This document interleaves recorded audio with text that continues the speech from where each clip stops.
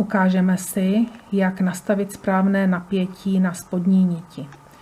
Máme nacívkováno, cívku vloženou do cívkového pouzdra a správně provlečenou.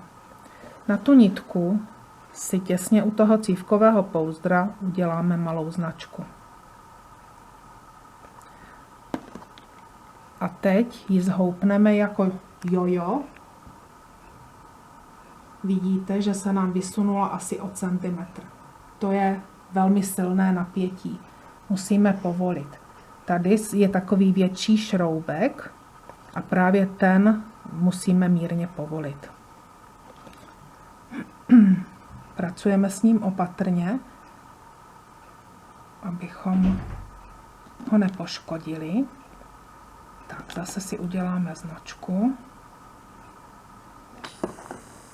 a zhoupneme. Teď vidíte, že to povolení je příliš velké. Cívka se nám úplně vymotala. Takže musíme malinko zase víc dotáhnout.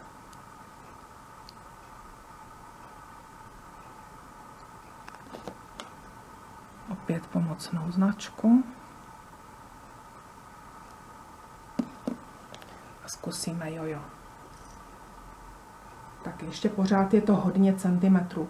Správná délka by měla být někde kolem 10. Zkusíme ještě jednou.